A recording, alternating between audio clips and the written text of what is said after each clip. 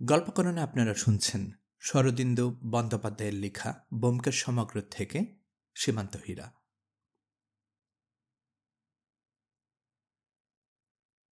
কিছুদিন যাবৎ ব্যোমকেশের হাতে কোনো কাজকর্ম ছিল না।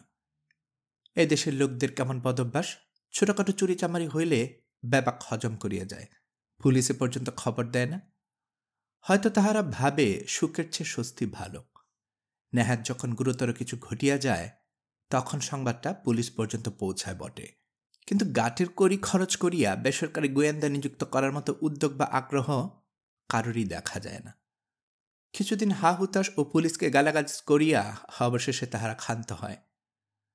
খুন জখম ইত্যাদিও যে আমাদের দেশে হয় না এমন নহে, কিন্তু তাহার মধ্যে বুদ্ধি বা চতুরতার লক্ষণ লেশমাত্র দেখা যায় না।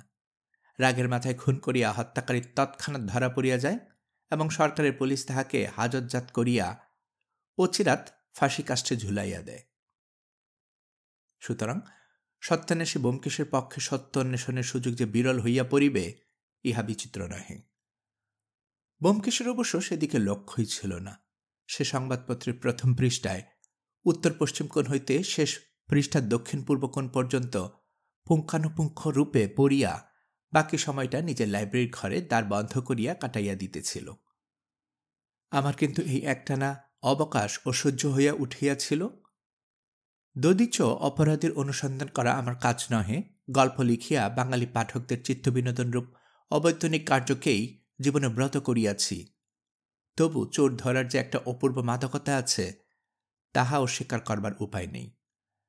নেশার বস্তুর মতো এই উত্তেজনার উপাদান যথাসময়ে উপস্থিত না হইলে মন একেবারে বিকল হইয়া যায় এবং জীবনটাই লবণহীন ব্যঞ্জনের মতো বিষাদ ঠেকে। তাই সেদিন সকালবেলা চা পান করিতে করিতে ব্যোমকেশকে বহিলাম, কি হে, বাংলাদেশের চোরছেচরগুলো কি সব সাধু সন্ন্যাসী হয়ে গেল কি না? ব্যোমকেশ হাসিয়া বলিল, না না, তার প্রমাণ তো খবরের কাগজে রোজ পাচ্ছ। তা তো পাচ্ছি, কিন্তু আমাদের কাছে হাসছে কই? হাসবে আসবে, চারে যখন মাছ আসবার তখনই আসে, তাকে জোর করে ধরে আনা যায় না। তুমি কিছু অধীর হয়ে পড়েছ দেখছি। ধৈর্যই রং। আসল কথা, আমাদের দেশে প্রতিভাবান বদমাইশ প্যারাডক্স হয়ে যাচ্ছে। কি করব? দোষ আমার নয়, দোষ তোমার দিনাহীন পিছুটু নয়না বঙ্গভাষার। প্রতিভাবান বদমাইশের খুবই অল্প আছে। পুলিশ কোর্টের রিপোর্টে যাদের নাম দেখতে পাও তারা চুনোপুটি। যারা গভীর জলের মাছ তারা কদাচিৎ চারে এসে ঘাই মারেন। আমি তাদেরই খেলিয়ে তুলতে চাই। জানো তো হে, যে পুকুরে দু চারটা বড় বড় রুই কাতলা আছে সেই পুকুরে ছিপ ফেলে শিকারীর আনন্দ। আমি বলিলাম, তোমার উপমাগুলো থেকে বেজায় আটটে গন্ধ বেরোচ্ছে। মনস্তত্ত্ববিদ যদি কেউ এখানে থাকতেন তিনি নির্ভয়ে বলে দিতে পারতেন যে তুমি সত্যান্বেষী ছেড়ে শীঘ্রই মাছের ব্যবসা আরম্ভ করবে। ব্যোমকেশ বলিল, তাহলে মনস্তত্ত্ববিদ মহাশয় নিদারুণ ভুল করতেন। যে লোক মাছের সম্বন্ধে গবেষণা করে সে জলচর জীবের কখনো নাম শোনেনি। এই হচ্ছে আজকালকার নতুন বিধি। তোমার আধুনিক গল্প লেখকের দল এ কথাটা আজকাল প্রমাণই করেছ।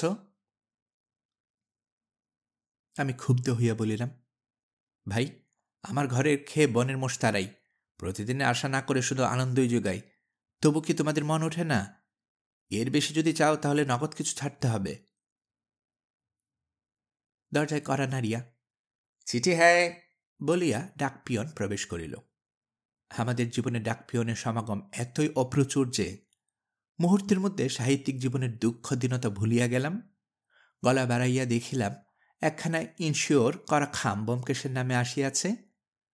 খাম ছিঁড়িয়া ব্যোমকেশ যখন চিঠি বাহির করিল তখন কৌতূহল আরো বাড়িয়া গেল। ব্রোঞ্জ ব্লু কালিতে ছাপা মনোগ্রামযুক্ত পুরো কাগজে লেখা চিঠি এবং সেই সঙ্গে পিন দিয়ে আটা একটি 100 টাকার নোট। চিঠিখানি ছোট।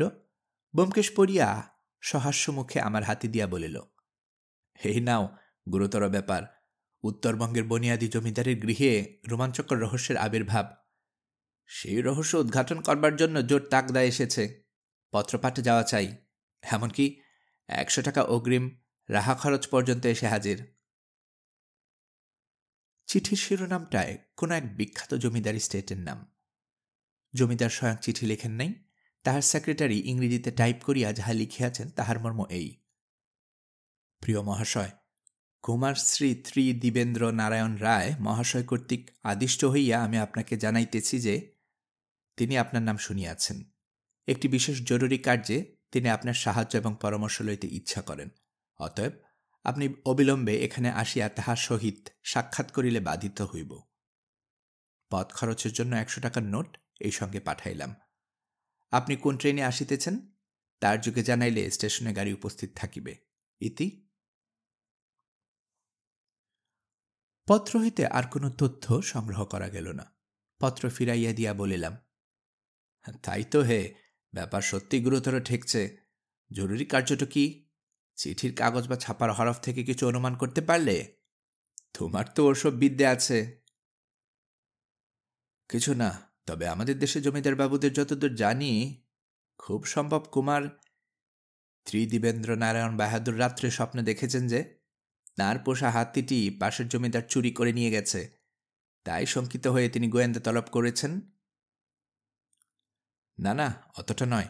দেখছো না একেবারে গোড়াতেই এতগুলো টাকা খরচ করে ফেলেছেন। ভেতরে নিশ্চয়ই কোনো রকম গোলমাল আছে বড়। ওইটাই তোমাদের ভুল। বড়লোক রোগী হলে মনে করো ব্যাধিও বড় রকম হবে। দেখা যায় কিন্তু তার ঠিক উল্টো। বড়লোকের ফুসকুড়ি হলে ডাক্তার আসে, কিন্তু গরিবে একেবারে না বিশ্বাস না উঠলে ডাক্তার বৈদ্যের কথা মনেই পড়ে না। যাই হোক, কি ঠিক করলে? যাবে নাকি? ব্যোমকেশ একটু ভাবিয়া বলিল, হাতে যখন কোনো কাজ নেই তখন চলো 2 দিনের জন্য ঘুরেই আসা যাক। আর কিছু না হোক, নতুন দেশ তো দেখা হবে। তুমিও বোধ হয় ওই অঞ্চলে কখনো যাওনি। যদিচ যাইবার ইচ্ছা সুলানা ছিল, তবু ক্ষীণভাবে আপত্তি করিলাম। আমার যাওয়াটা কি ঠিক হবে? তোমাকে ডেকেছে। ব্যোমকেশ হাসিয়া বলিল, দোষ কি? একজনের বদলে 2 জন গেলে কুমার বাহাদুর বরঞ্চ খুশি হইবেন। ধনক্ষয় যখন অন্যের হচ্ছে তখন যাওয়াটা তো একটা কর্তব্য বিশেষ। শাস্ত্রে লিখেছে, সর্বদা পরের পয়সায় তীর্থ দর্শন করিবে। কোন শাস্ত্রে এমন জ্ঞান গর্ভনীতি উপদেশ আছে যদিও স্মরণ করিতে পারিলাম না, তবু সহজে রাজি হইয়া গেলাম। সেই দিন সন্ধ্যায় গাড়িতে যাত্রা করিলাম। পথে উল্লেখযোগ্য কিছু ঘটিল না, শুধু একটা অত্যন্ত মিশক ভদ্রলোকের সহিত আলাপ হইল। 2nd ক্লাস কামরায় আমরা 3 জন ছাড়া আর কেউই ছিল না। একথা সে কথার পর ভদ্রলোকটি জিজ্ঞেস করিলেন, তা মশাইদের কদ্দূর যাওয়া হচ্ছে? প্রত্যুত্তরে ব্যোমকেশ মধুর হাসিয়া জিজ্ঞেস করিল, মশাইয়ের যাওয়া হবে কদ্দূর? পাল্টা প্রশ্নে কিছুক্ষণ বিমূঢ় হইয়া থাকিয়া ভদ্রলোক আমতা আমতা করিয়া বলিলেন, আমি ওই পরে স্টেশনেই নামব। ব্যোমকেশ পূর্ববৎ মধুস্বরে বলিল, আমরাও তারপরে স্টেশনেই নেমে যাব। অহেতুক মিথ্যা বলিবার প্রয়োজন ছিল না, কিন্তু ব্যোমকেশের কোনো মতলব আছে বুঝিয়া আমি কিছু বলিলাম না। গাড়ি থামিতেই ভদ্রলোক নামিয়া গেলেন। রাত্রি হইয়াছিল। প্ল্যাটফর্মের ভিড়ে তিনি নিমিষের মধ্যে কোথায় মিলাইয়া গেলেন তাহাকে আর দেখিতে পাইলাম না। 2-3 স্টেশন পরে জানালার কাছ নামাইয়া বাহিরে গলা বাড়াইয়াছি। হঠাৎ দেখলাম পাশের একটা ইন্টার ক্লাসের কামরার জানালায় মাথা বাহির করিয়া ভদ্রলোকটি আমাদের গাড়ির দিকেই তাকাইয়া আছেন। চোখাচোখি হইবার মাত্র তিনি বিদ্যুৎ বেগে মাথা টানিয়া লইলেন। আমি উত্তেজিতভাবে ব্যোমকেশের দিকে ফিরিয়া বলিলাম, ও হে। ব্যোমকেশ বলিল, জানি জানি, ভদ্রলোক পাশের গাড়িতে উঠেছেন। ব্যাপারটা যতটা তুচ্ছ মনে করেছিলাম, দেখছি তা নয়। তা ভালোই। তারপর প্রায় প্রতি স্টেশনেই জানালা দিয়া গলা বাড়াইয়া দেখিয়াছি, কিন্তু সে ভদ্রলোকের চুলের টিকি পর্যন্ত দেখিতে পাই নাই। পরদিন ভোর হইতে না হইতেই গন্তব্যস্থানে পৌঁছিলাম। স্টেশনটি ছোট, সেখান হইতে প্রায় 6-7 মাইল দূরে মোটরে যাইতে হবে। একটা দামি মোটর লইয়া জমিদারের একজন কর্মচারী উপস্থিত ছিলেন। তিনি আমাদের সাদরে অভ্যর্থনা করিলেন। আমরা মোটরে বসিলাম। অতঃপর নির্জন পথ দিয়া মোটর নিঃশব্দে ছুটিয়া চলিল। কর্মচারীটি প্রবীণ এবং বিচক্ষণ।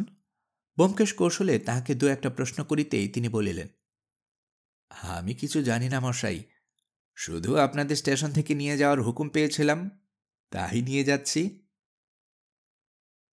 আমরা মুখ তাকাতাকি করিলাম, আর কোনো কথা হইল না। পরে জমিদার ভবনে পৌঁছিয়া দেখিলাম সে এক এলাহি কাণ্ড। মাঠের মাঝখানে যেন ইন্দ্রপুরী বসিয়াছে। প্রকাণ্ড সাবেক মাছমহল ইমারত, তাহাকে ঘিরিয়া প্রায় ৩০-৪০ বিঘা জমির উপর বাগান, হট হাউস, পুষ্কুনি, টেনিস কোর্ট, কাছারি বাড়ি, অতিথিশালা, পোস্ট অফিস, আরও কত কি। চারদিকে লস্কর, পেয়াদা, গোমস্তা সরকার, খাতক প্রজার ভিড় লাগিয়াই আছে। আমাদের মোটর বাড়ির সম্মুখে থামিতেই জমিদারের প্রাইভেট সেক্রেটারি স্বয়ং আসিয়া আমাদের সমাদর করিয়া ভিতরে লইয়া গেলেন। একটা আস্ত মহল আমাদের জন্য নির্দিষ্ট হইয়াছিল। সেক্রেটারি বলিলেন, আপনারা হাত মুখ ধুয়ে জল যোগ করে নেন, ততক্ষণে কুমার বাহাদুরও আপনাদের সঙ্গে দেখা করার জন্য তৈরি হয়ে যাবেন। স্নানাদি সারিয়া বাহির হইতেই প্রচুর প্রাতরাশ আসিয়া উপস্থিত হল। তাহাদের যথারীতি ধ্বংস সাধন করিয়া তৃপ্ত মনে ধূমপান করিতেছি, এমন সময় সেক্রেটারি আসিয়া বলিলেন, কুমার বাহাদুর লাইব্রেরি ঘরে আপনাদের জন্য অপেক্ষা করছে। যদি আপনাদের অবসর হয়ে থাকে আমার সঙ্গে আসুন। আমরা উঠিয়া তাহাকে অনুসরণ করিলাম। রাত সকাশে যাইতেছি, এমনই একটা ভাব লইয়া লাইব্রেরি ঘরে প্রবেশ করিলাম। কুমাত্রী দিবেন্দ্র নারায়ণ নাম হইতে আরম্ভ করিয়া সর্ববিষয়ে বিরাট আড়ম্বর দেখিয়া মনের মধ্যে কুমার বাহাদুর সম্বন্ধে একটা গুরুগম্ভীর ধারণা জন্মাইছিল। কিন্তু তাহার সম্মুখে উপস্থিত হইয়া সে ভ্রম ঘুচিয়া গেল। দেখিলাম আমাদের মতো সাধারণ পাঞ্জাবি পরা একটা সদা হাস্যমুখ যুবা পুরুষ, গৌরবর্ণ সুশ্রী চেহারা, ব্যবহারে তিলমাত্র আড়ম্বর নাই। আমরা যাইতেই চেয়ার হইতে উঠিয়া আগে হাত তুলিয়া নমস্কার করিলেন। পালকের জন্য একটু দ্বিধা করিয়া ব্যোমকেশকে বলিলেন, আপনি ব্যোমকেশবাবু, আসুন আসুন। ব্যোমকেশ আমাকে পরিচয় করিয়া দিয়া বলিল, ইনি আমার সহকারী এবং ভবিষ্যৎ জীবনী লেখক, তাই ওকে সহজে কাজ ছাড়া করিনি। কুমাত্রীদেব হাসিয়া কহিলেন, আশা করি আপনার জীবনী লেখার প্রয়োজন এখনো অনেক দূরে। অজিতবাবু এসেছেন, আমি ভারী খুশি হয়েছি, কারণ প্রধানত ওর লেখার ভিতর দিয়েই আপনার নামের সঙ্গে আমার পরিচয়। উৎফুল্ল হইয়া উঠিলাম। অন্যের মুখে নিজের লেখার অযাচিত উল্লেখে যে কত মধুর, তাহা যিনি ছাপার অক্ষরের কারবার করেন তিনিই জানেন। বুঝিলাম ধনী জমিদার হইলেও লোকটি অতিশয় সুশিক্ষিত ও বুদ্ধিমান। লাইব্রেরি ঘরের চারদিকে চক্ষু ফিরাইয়া দেখিলাম দেয়াল সংলগ্ন আলমারিগুলোর দেশি বিলেতি নানা প্রকার পুস্তকের ঠাসা। টেবিলের উপরেও অনেকগুলো বই ইতস্তত ছড়ানো রহিয়াছে। লাইব্রেরি ঘরটি যে কেবলমাত্র জমিদার গৃহের শোভাবর্ধনের জন্য নহে, রীতিমতো ব্যবহারের জন্য, তাহাতে সন্দেহ রহিল না। আরও কিছুক্ষণ সৃষ্টতা বিনিময়ের পর কুমার বাহাদুর বলিলেন, এবার কাজের কথা আরম্ভ করা যাক। সেক্রেটারিকে হুকুম দিলেন, তুমি এখন যেতে পারো, লক্ষ্য রেখো এই ঘরে যেন কেউ না ঢোকে। সেক্রেটারি সন্তর্পণে দরজা বন্ধ করিয়া প্রস্থান করিলে কুমার ত্রিদীপ চেয়ারে ঝুঁকিয়া বসিয়া বলিলেন, আপনাদের যে কাজের জন্য এত কষ্ট দিয়ে ডেকে এনেছি, সে কাজ যেমন গুরুতর তেমনি গোপনীয়, তাই সকল কথা প্রকাশ করে বলবার আগে আপনাদের প্রতিশ্রুতি দিতে হবে যে এ কথা ঘূর্ণাক্ষরেও তৃতীয় কোনো ব্যক্তির কর্ণচর হবে না। এত সাবধানতার কারণ এ ব্যাপারের সঙ্গে আমাদের বংশের মর্যাদা জড়ানো রয়েছে। ব্যোমকেশ বলিল, প্রতিশ্রুতি দেবার কোনো দরকার আছে বলে মনে করিনি। একজন মক্কেলের গুপ্ত কথা অন্য লোককে বলা আমাদের ব্যবসার রীতি নয়, কিন্তু আপনি যখন প্রতিশ্রুতি চান তখন দিতে কোনো বাধা নেই। কিভাবে প্রতিশ্রুতি দিতে হবে বলুন? কুমার হাসিয়া বলিলেন, ধামা তুলসীর দরকার নেই, আপনাদের মুখের কথাই যথেষ্ট। আমি একটু দ্বিধায় পড়িলাম, বলিলাম, গল্প ছলেও কি কোনো কথা প্রকাশ করা চলবে না? কুমার দৃঢ় কণ্ঠে বলিল, না, এই সম্বন্ধে কোনো আলোচনাই চলবে না। হয়তো একটা ভালো গল্পের মশলা হাতছাড়া হইয়া গেল, এই ভাবিয়া মনে মনে দীর্ঘশ্বাস মোচন করিলাম। ব্যোমকেশ বলিল, আপনি নির্ভয়ে বলুন, আমরা কোনো কথা প্রকাশ করব না। কুমার ত্রিদীপ কিছুক্ষণ চুপ করিয়া থাকিয়া যেন কিভাবে কথাটা আরম্ভ করিবেন তাহাই ভাবিয়া লইলেন। তারপর বলিলেন, আমাদের বংশে যেসব সাবেক কালের হিরো জহরত আছে সে সম্বন্ধে বোধ করি আপনি কিছু জানেন না। ব্যোমকেশ বলিল, তা কিছু কিছু জানি। আপনার বংশে একটা হিরে আছে, যার তুল্য হিরে বাংলাদেশে আর দ্বিতীয় নেই। তার নাম সীমান্ত হিরে। ত্রিদীপ সাগ্রহে বলিল, আপনি জানেন? তাহলে এ কথাও জানেন বোধহয় যে গত মাসে কলকাতায় যে রত্ন প্রদর্শনী হয়েছিল তাতে ওই হীরা দেখানো হয়েছিল। ব্যোমকেশ ঘাড় নাড়িয়া বলিল, জানি, কিন্তু দুর্ভাগ্যবশত সে হীরে চোখে দেখার সুযোগ হয়নি। কিছুক্ষণ নীরব থাকিয়া কুমার কহিলেন, সে সুযোগ আর কখনো হবেন কিনা জানি না। হীরেটা চুরি গেছে। ব্যোমকেশ প্রতিধ্বনি করিয়া কহিল, চুরি গেছে?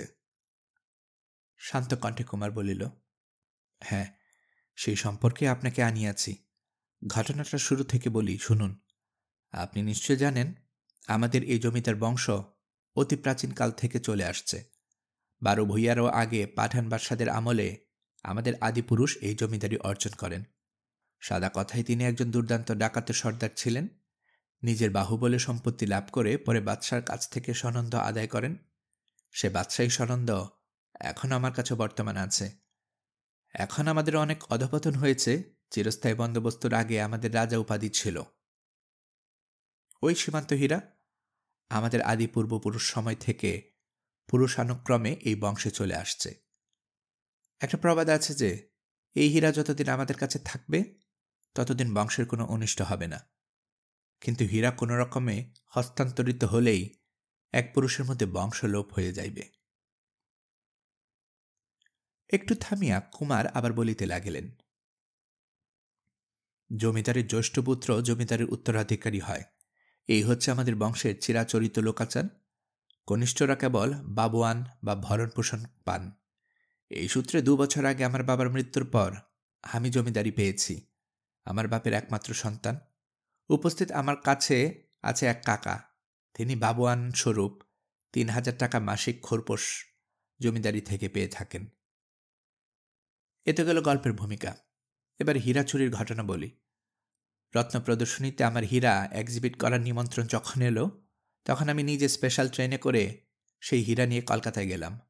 কলকাতায় পৌঁছে হীরাখানা প্রদর্শনী কর্তৃপক্ষের কাছে জমা দেবার পর তবে নিশ্চিত হলাম। আপনারা জানেন, প্রদর্শনীতে বরোদা, হায়দ্রাবাদ, পাতিয়ালা প্রভৃতি রাজবংশের খানদানি জহরত প্রদর্শিত হয়েছিল। প্রদর্শনের কর্তা ছিলেন স্বয়ং গভর্নমেন্ট, সুতরাং সেখান থেকে হীরা চুরি যাবার কোনো ভয় ছিল না। তাছাড়া যে গ্লাস কেসে আমার হীরা রাখা হয়েছিল তার চাবি কেবল আমার কাছেই ছিল। 7 দিন ধরে এক্সিবিশন চলল। 8 দিনের দিন আমার হীরা নিয়ে আমি বাড়ি ফিরে এলাম। বাড়ি ফিরে এসে জানতে পারলাম যে আমার হীরে চুরি গেছে। তার বদলে যা ফিরে এনেছি তা 200 টাকা দামের মেকি পেস্ট। কুমার চুপ করিলেন।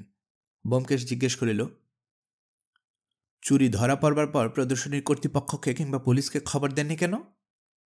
কুমার বলিলেন, খবর দিয়েও কোনো লাভ হতো না, কারণ কে চুরি করেছে চুরি ধরা পড়ার সঙ্গে সঙ্গে তা জানতে পেরেছিলাম। ও। ব্যোমকেশ তীক্ষ্ণ দৃষ্টিতে ক্ষণকাল কুমারের মুখের দিকে চাহিয়া থাকিয়া বলিল, তারপর বলে যান। কুমার বলিতে লাগিলেন, এ কথা কাউকে বলবার নয়। পাছে জানাজানি হয়ে পারিবারিক কলঙ্ক বার হয়ে পড়ে, খবরের কাগজে এ নিয়ে লেখালেখি শুরু হয়ে যায়। এই ভয়ে বাড়ির লোককে পর্যন্ত এ কথা জানাতে পারিনি। জানি শুধু আমি আর আমার বন্ধু দেওয়ান মহাশয়।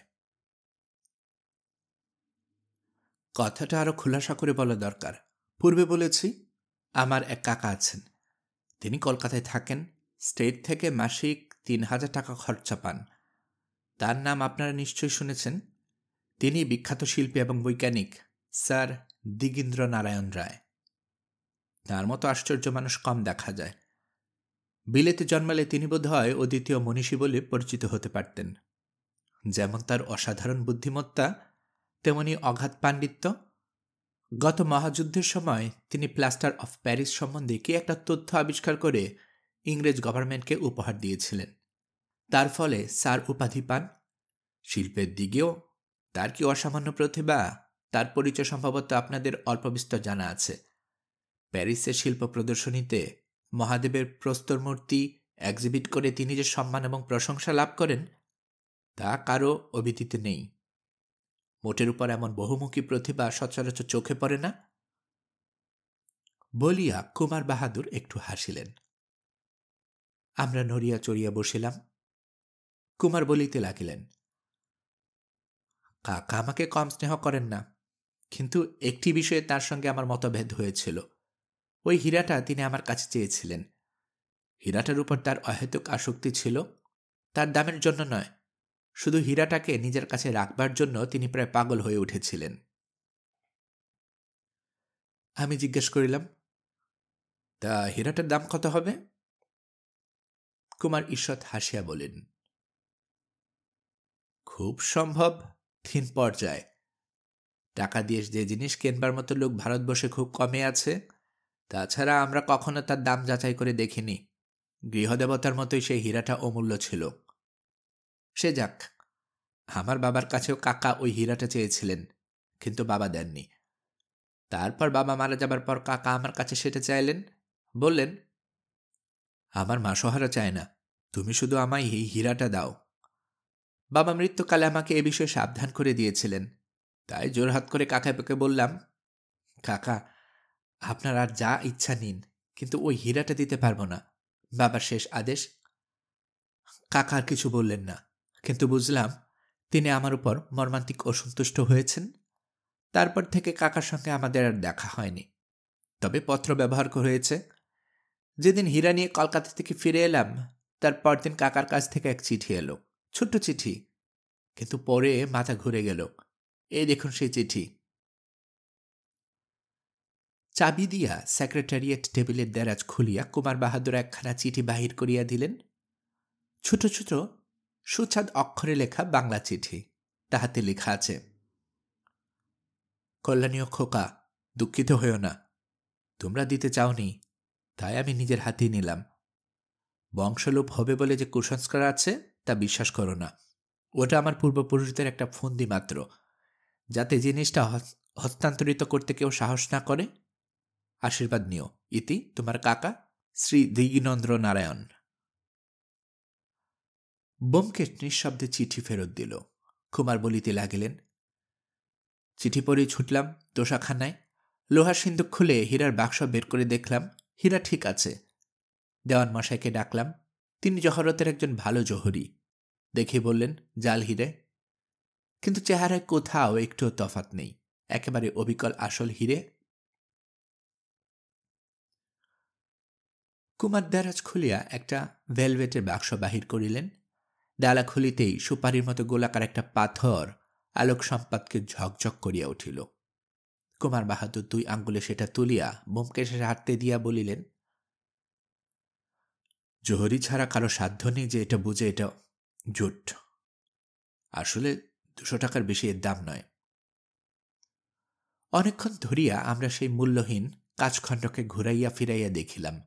তারপর দীর্ঘ নিঃশ্বাস ছাড়িয়া ব্যোমকেশ সেটা ফিরাইয়া দিল, বলিল, তাহলে আমার কাজ হচ্ছে সেই আসল হীরাটার উদ্ধার করা।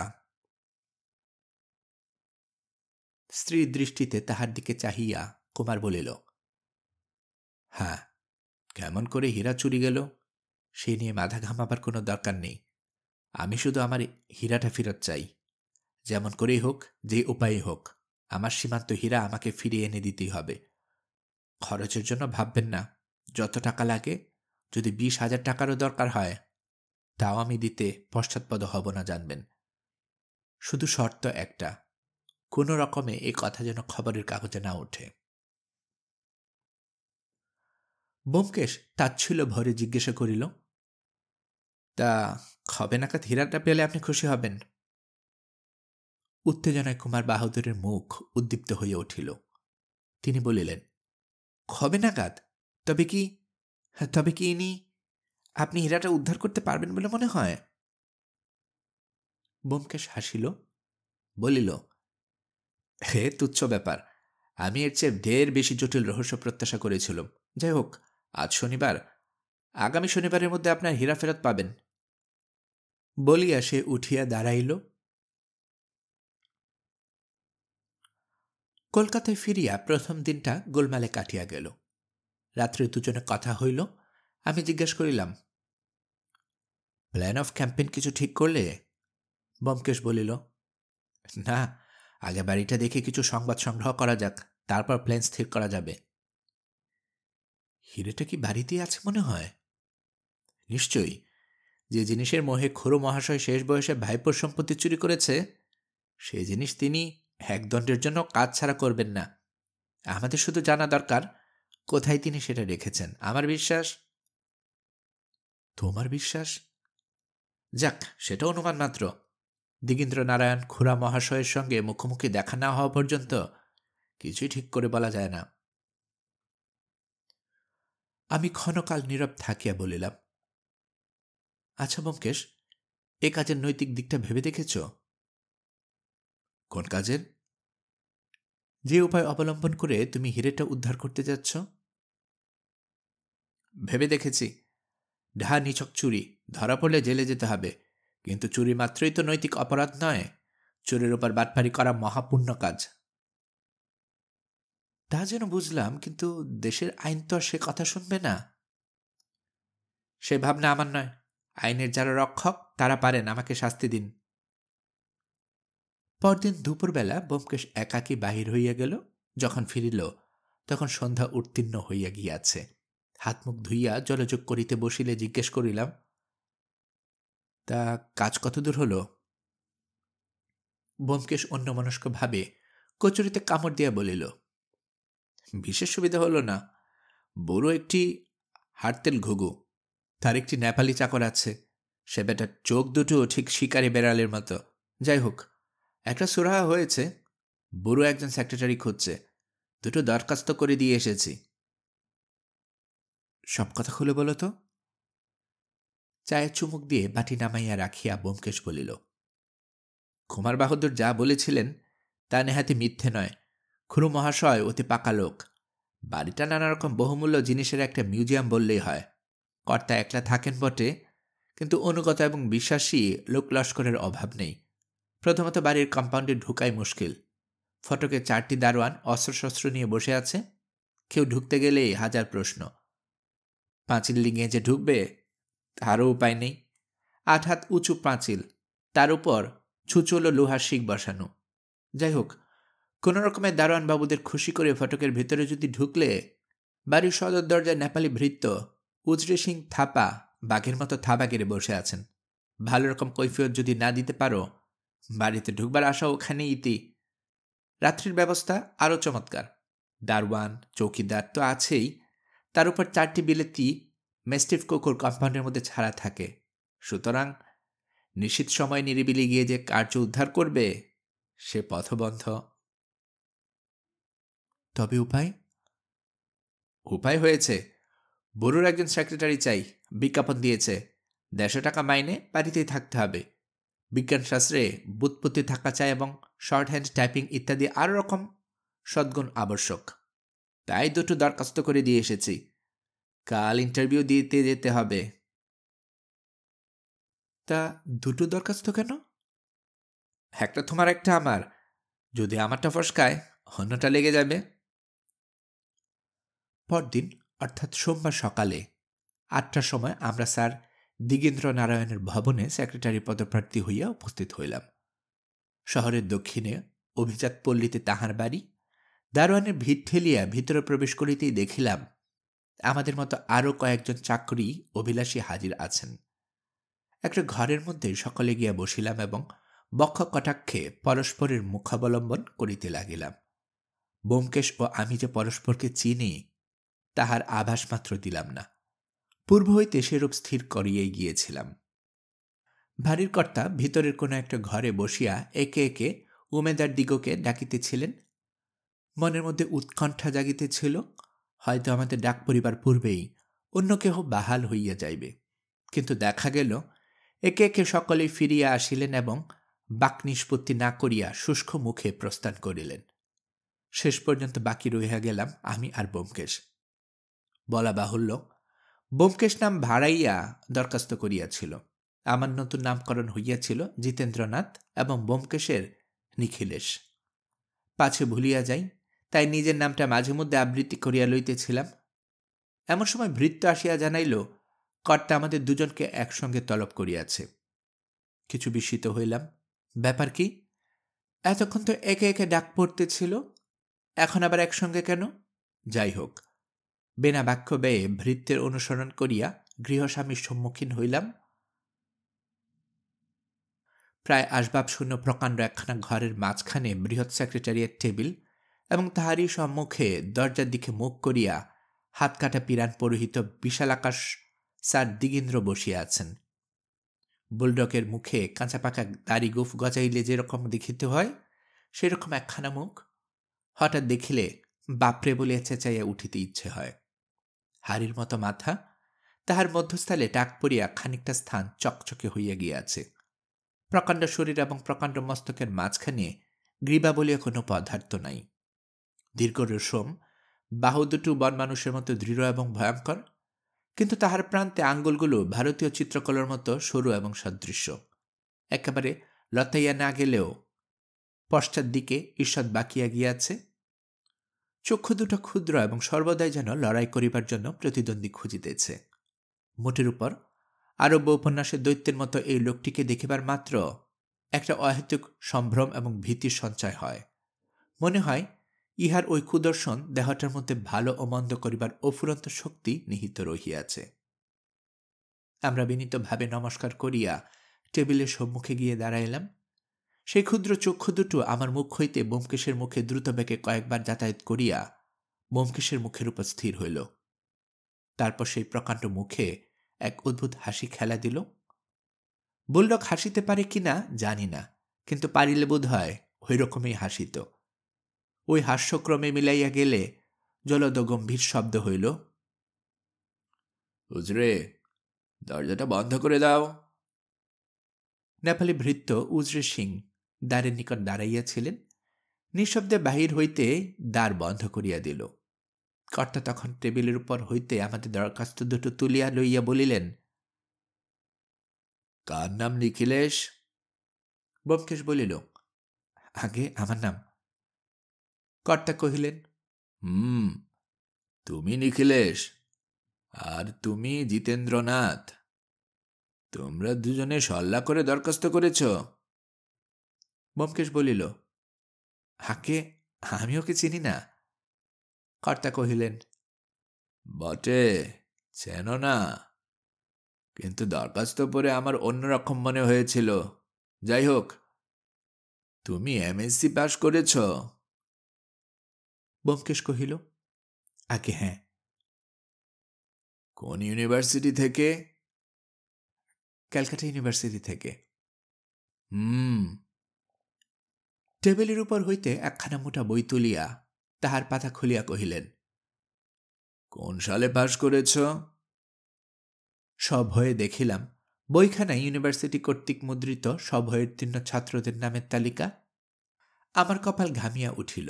এই রে, এবার বুঝি সব ফাঁসিয়া যায়। ব্যোমকেশ কিন্তু নিষ্কম্প স্বরে কহিল, আগে এই বছর মাসখানেক আগে রেজাল্ট বেরিয়েছে। হাফ ছাড়িয়া বাঁচিলাম।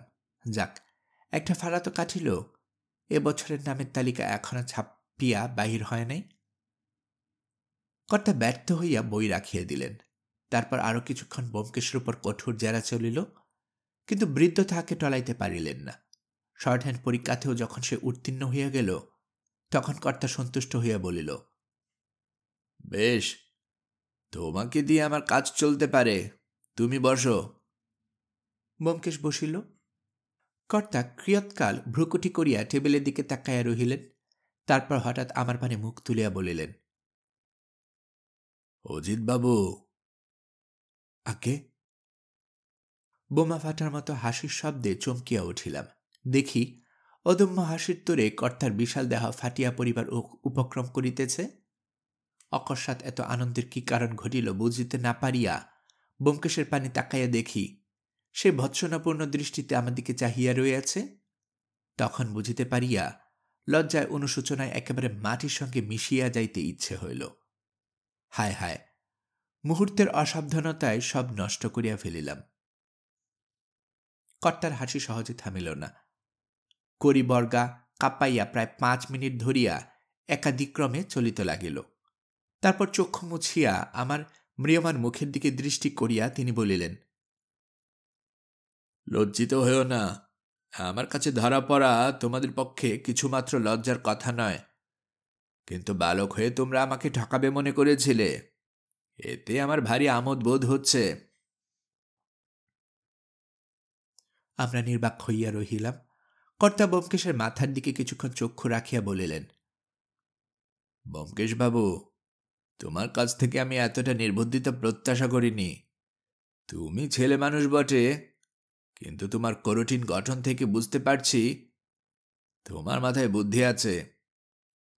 ব্যোমকেশের মুন্ডের দিকে দৃষ্টি নিবদ্ধ রাখিয়া কতটা নিজ মনেই বলিতে লাগিলেন, খোলের মধ্যে অন্তত 50 আউন্ড ব্রেন ম্যাটার আছে।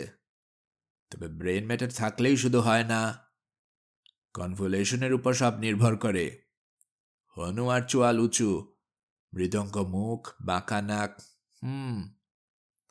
তড়িৎকর্মা, কুটবুদ্ধি একগেয়ে, ইনটিউশনও খুব বেশি। রিজনিং পাওয়ার মন্দ ডেভেলপড নয়, কিন্তু এখনো ম্যাচিওর করেনি। তবে মোটের উপর বুদ্ধি বেশ শৃঙ্খল রয়েছে, বুদ্ধিমান বলা চলে। আমার মনে হইল জীবন্ত ব্যোমকেশের সব ব্যবচ্ছেদ হইতেছে। তাহার মস্তিষ্ককে কাটিয়া চিরিয়া ওজন করিয়া তাহার যথার্থ মূল্য নির্ধারণ করা হইতেছে, এবং আমি দাঁড়াইয়া তাহাই দেখিতেছি। স্বগত চিন্তা পরিত্যাগ করিয়া কর্তাক বলিলেন, আমার মাথায় কতখানি মস্তিষ্ক আছে জানো? 60 আউন্স। তোমার চেয়ে 5 আউন্স বেশি। অর্থাৎ বন মানুষে আর সাধারণ মানুষের বুদ্ধির যতখানি তফাত, তোমার সঙ্গে আমার বুদ্ধির তফাত তার চেয়েও বেশি। ব্যোমকেশ নিশ্চল হইয়া বসিয়া রহিল। তাহার মুখে কোনো বিকার দেখা গেল না। কর্তা হু হু করিয়া হাসিয়া উঠিলেন। তারপর হঠাৎ গম্ভীর হইয়া বলিলেন, খোকা তোমাকে পাঠিয়েছে একটা জিনিস চুরি করবার জন্য, কিন্তু তুমি পারবে বলে মনে হয় না। এবারও ব্যোমকেশ কোনো উত্তর করিল না। তাহার নির্বিকার নীরবতা লক্ষ্য করিয়া কর্তা শ্লেষ করিয়া কহিলেন, কি হে ব্যোমকেশ বাবু, একেবারে ঠান্ডা হয়ে গেলে যে? বলি, এত বড় একটা কাজ হাতে নিয়েছ, পুরুত সেজে ঠাকুর চুরি করতে ঢুকেছ, তা কি রকম মনে হচ্ছে এখন? পারবে চুরি করতে? ব্যোমকেশ শান্ত স্বরে কহিল, 7 দিনের মধ্যে কুমার বাহাদুরের জিনিস তাকে ফিরিয়ে দেব, কথা দিয়ে এসেছি। কর্তার ভীষণ মুখ ভীষণতর আকার ধারণ করিল। ঘন রোমশ ভ্রুযুগল কপালের উপর যেন তাল পাকাইয়া গেল। তিনি বলিলেন, বটে বটে, তোমার সাহস তো কম নয় দেখছি, কিন্তু কি করে কাজ হাসিল করবে শুনি? এখনই তো তোমাদের ঘাট ধরে বাড়ি থেকে বার করে দেব, তারপর? ব্যোমকেশ মৃদু হাসিয়া বলিল, আপনার কথা থেকে একটা সংবাদ পাওয়া গেল, হীরাটা বাড়িতে আছে। আরক্ত নেত্রে তাহার পানি চাহিয়া কর্তা বলিলেন, হ্যাঁ আছে, কিন্তু তুমি পারবে খুঁজে নিতে? তোমার ঘটে কি সে বুদ্ধি আছে কি না? ব্যোমকেশ কেবল একটু হাসিল। মনে হইল এবার বুঝি ভয়ঙ্কর কিছু একটা ঘটিবে। কর্তার কপালে শিরাগুলো ফুলিয়া উঁচু হইয়া উঠিল। 2 চক্ষে অন্ধ জিজ্ঞাসা জলজল করিতে লাগিল। হাতের কাছে অস্ত্রশস্ত্র কিছু থাকিলে ব্যোমকেশের একটা দৃষ্টি উপস্থিত হইতে সন্দেহ নেই। ভাগ্যক্রমে সেরূপ কিছু ছিল না। তাই সিংহ যেমন করিয়া কেশর নাড়া দেয়, তেমনিভাবে মাথা নাড়িয়া কর্তা কহিলেন, দেখো ব্যোমকেশ বাবু, তুমি মনে করো তোমার ভারী বুদ্ধি না? তোমার মতো ডিটেকটিভ দুনিয়াতে আর নেই। তুমি বাংলাদেশের বাড়তিল। বেশ, তোমাকে তাড়াবো না। এই বাড়ির মধ্যে যাতায়াত করার অবাধ অধিকার তোমাকে দিলাম। যদি পারো খুঁজে বার করো সে জিনিস। 7 দিনের মধ্যে ফিরিয়ে দেব কথা দিয়েছ না? তোমাকে 7 বছর সময় দিলাম, বার করো খুঁজে। and be damned. কর্তা উঠিয়া দাঁড়াইয়া গর্জন ছাড়িলেন, হুজরে সিং। উজরা সিং তৎক্ষণাৎ উপস্থিত হইল। কর্তা আমাদের নির্দেশ করিয়া কহিলেন, এই বাবু দুটোকে চিনে রাখ। আমি বাড়িতে থাকি বা না থাকি, এরা এ বাড়িতে যেখানে ইচ্ছে যেতে পারবে, বাধা দিও না, বুঝলে? যাও। উজরা সিং তাহার নির্বিকার নেপালি মুখ এবং তীর্যক চক্ষু আমাদের দিকে একবার ফিরাইয়া জো হুকুম বলিয়া প্রস্থান করিল। কর্তা এবার রঘুবংশের কুম্ভোদর নামক সিংহের মতো হাস্য করিলেন, বলিলেন, খুঁজি খুঁজি না রে, যে পায় তারে, বুঝলে হে ব্যোমকেশচন্দ্র? আজ্ঞে শুধু ব্যোমকেশ চন্দ্র নেই। না থাক, কিন্তু বুড়ো হয়ে মরে যাবে, তবু সে জিনিস পাবে না, বুঝলে? দিগিন রায় যে জিনিস লুকিয়ে রাখে, সে জিনিস খুঁজে বার করা ব্যোমকেশ বক্সির কর্ম নয়। ভালো কথা, আমার লোহার সিন্দুক ইত্যাদির চাবি যখন দরকার হয় চেয়ে নিও, তাতে অবশ্য অনেক দামি জিনিস আছে, কিন্তু তোমার উপর আমার অবিশ্বাস নেই। আমি এখন আমার স্টুডিওতে চললাম, আমাকে আজ আর বিরক্ত করো না। আর একটা বিষয় তোমাদের সাবধান করে দেই, আমার বাড়িময় অনেক বহুমূল্যবান ছবি আর প্লাস্টারের মূর্তি ছড়ানো আছে। হীরের খুঁজে আগ্রহে সেগুলো যদি কোনো রকমে ভেঙে নষ্ট করো, তাহলে সেই দণ্ডে এই কান ধরে বার করে দেব। যে সুযোগ পেয়েছ তাও হারাবে। এরূপ সুমিষ্ট সম্ভাষণের পরিতুষ্ট করিয়া স্যার দিগেন্দ্র ঘর হইতে নিষ্ক্রান্ত হইয়া গেলেন। দুজনে মুখোমুখি কিছুক্ষণ বসিয়া রহিলাম। বুড়ার সহিত সংঘর্ষে ব্যোমকেশ্বর ভিতরে ভিতরে বেশ কাবু হইয়াছিল, তাই ফ্যাকাশে গোছের একটু হাসিয়া বলিল, চলো বাসায় ফেরা যাক, আজ আর কিছু হবে না।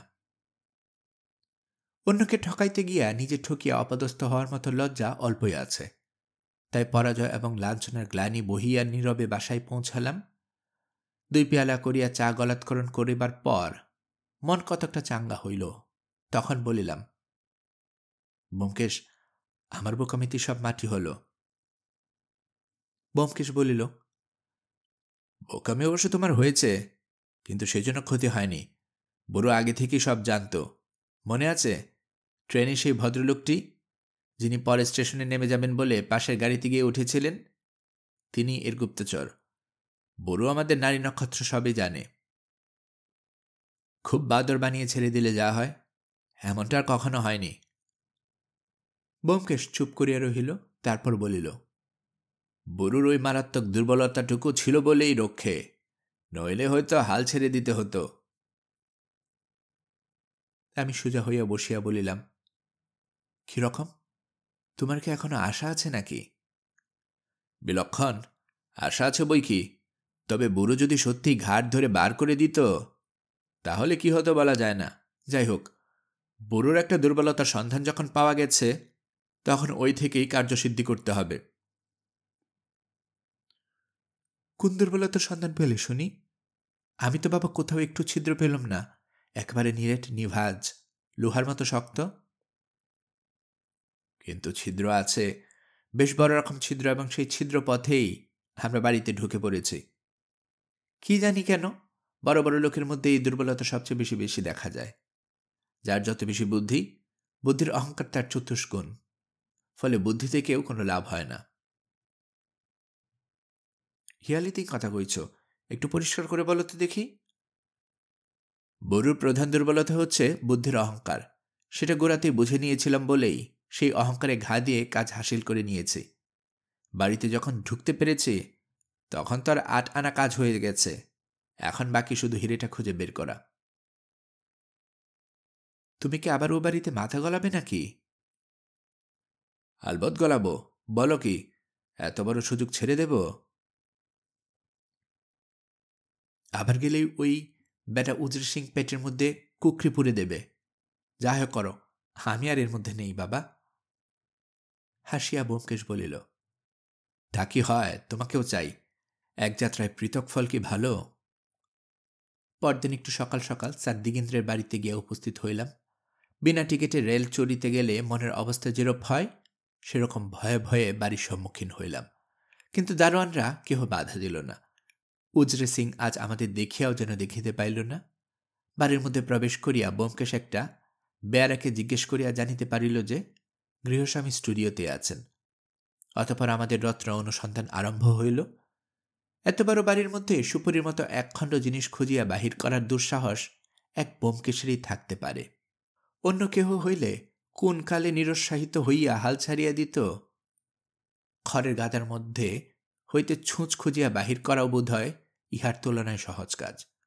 প্রথমত মূল্যবান জিনিসপত্র লোক যেখানে রাখে, অর্থাৎ আলমারি কি সিন্ধুকে অনুসন্ধান করা বৃথা। বুড়া অতিশয় ধূর্ত, সে জিনিস সেখানে রাখিবে না। তবে কোথায় রাখিয়াছে? এডগার অ্যালেন পোর একটা গল্প বহুদিন পূর্বে পড়িয়াছিলাম, মনে পড়িল। তাহাতেও এমনই কি একটা দলিল খোঁজাখুঁজির ব্যাপার ছিল। শেষে বুঝি নিতান্তই প্রকাশ্য স্থান হইতে সেটা বাহির হইয়া পড়িল।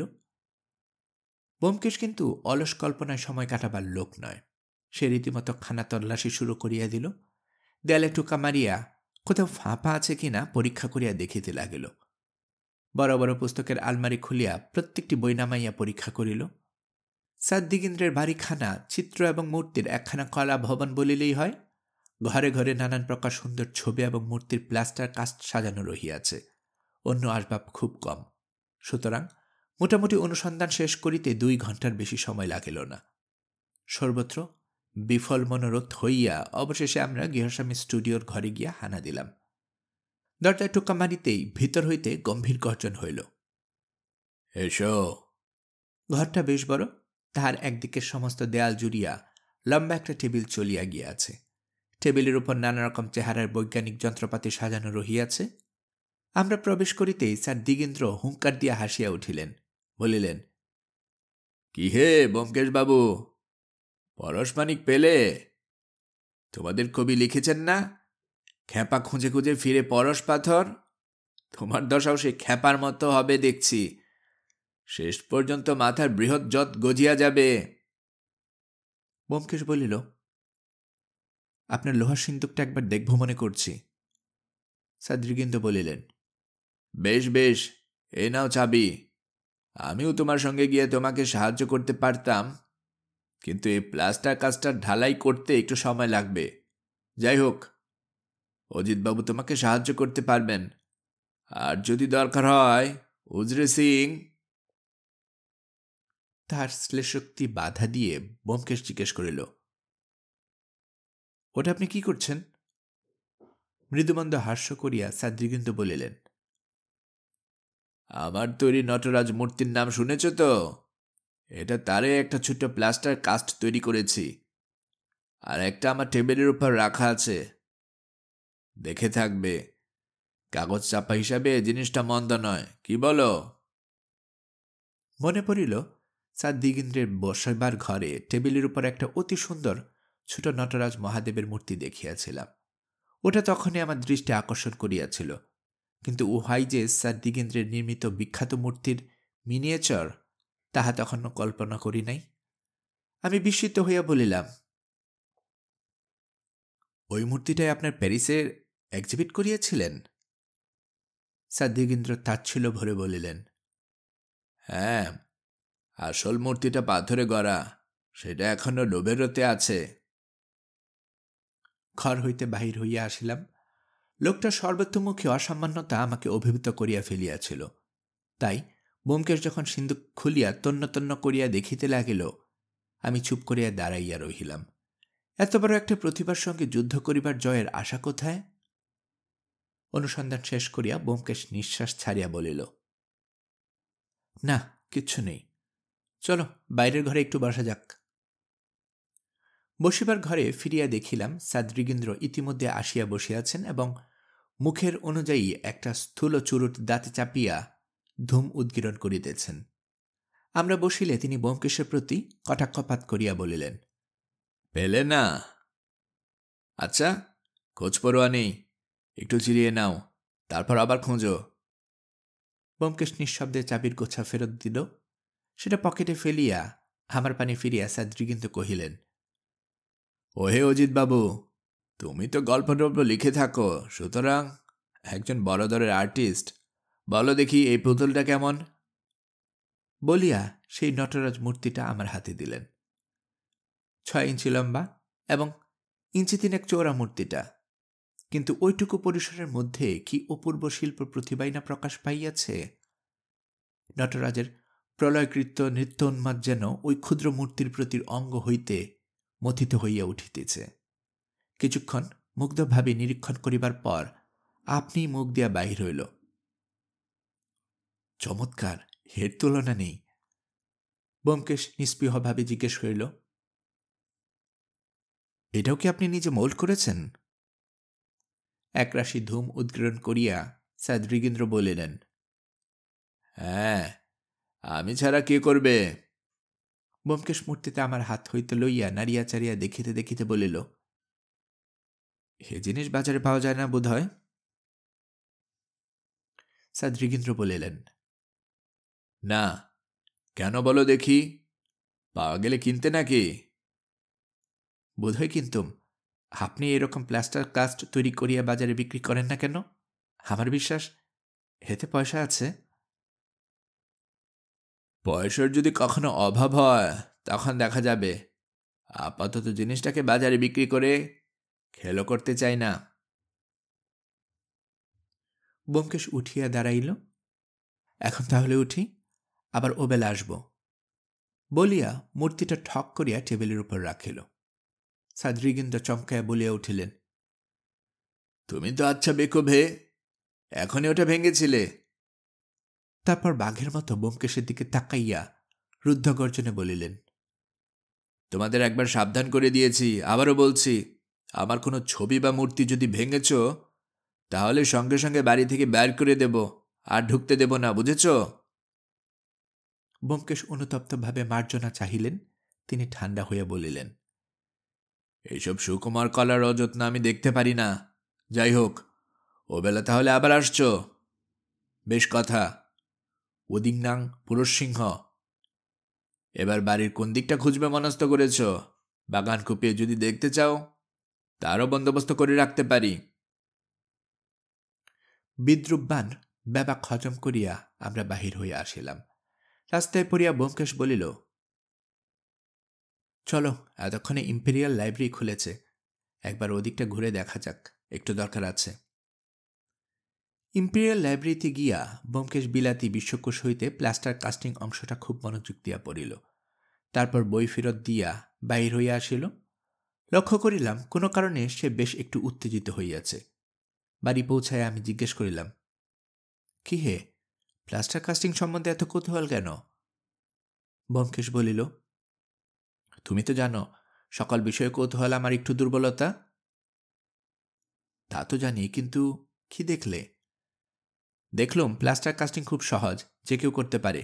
খানিকটা প্লাস্টার অফ প্যারিস জ্বলে গুলে যখন সেটা দইয়ের মতো ঘন হয়ে আসবে, তখন মাটি বা মোমের ছাঁচের মধ্যে আস্তে আস্তে ঢেলে দিলে দাও।